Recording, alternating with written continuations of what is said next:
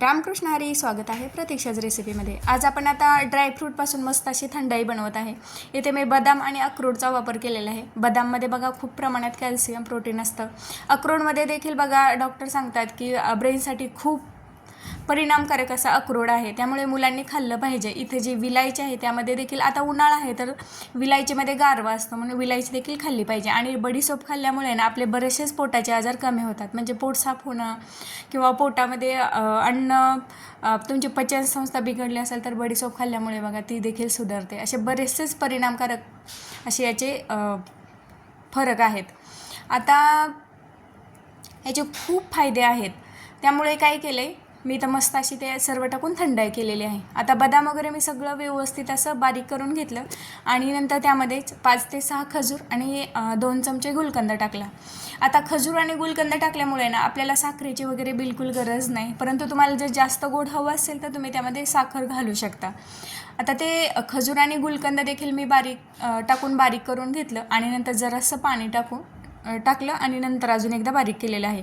बघा इथे आपण ड्रायफ्रूट वापरलेले आहे, त्यामुळे ना त्यामध्ये जे काही पौष्टिक तत्व आहेत ते सर्व आपल्या थंडाईमध्ये उतरले पाहिजेत। म्हणजे आपण हे सर्व जे आहेत आता गाळणार आहे, त्यामुळे सर्व काही ते गाळून त्यामध्ये उतरलं पाहिजे, गेलं पाहिजे, म्हणून ना आपण ते शक्य होईल तेवढं बारीक करणार आहे। त्यानंतर त्यामध्ये मी धने देखील टाकलेले आहेत। बघा मी ते इथे दाखवायलाही विसरले आणि सांगायलाही विसरले, धने देखील मी तिथे टाकलेले आहेत। नंतर जरासं दूध टाकलं आणि ते आता व्यवस्थित असं गाळून घ्यायचं आहे। इथे मी गाळून घेते कारण मुलं पित नाहीत, तुम्ही जर तसं पित असाल तरी काही प्रॉब्लेम नाही, कारण सर्व जे आपण जिन्नस टाकलेले ते पौष्टिकच आहेत।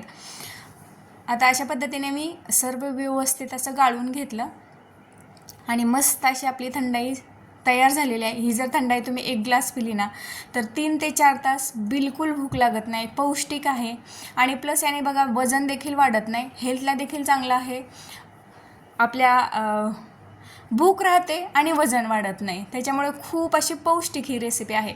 गाळल्यानंतर तुम्हाला इथं दिसते की बिलकुलही त्यामध्ये काही राहत नाही, थोडंसं बडीशोपच्या आणि आपली जी विलायचीच्या वरची साल असते त्याचा थोडासा चोथा राहतो। धने देखील थोडे कडक असतात, कितीही बारीक केलं तर बारीक होत नाही, त्याचा एक थोडासा चोथा राहतो, त्यामध्ये बिलकुलही काही राहत नाही। अशा पद्धतीने मी थंडाई बनवलेली आहे। इथे बघा दादू पित आहे, दादूला खूप आवडलेली आहे।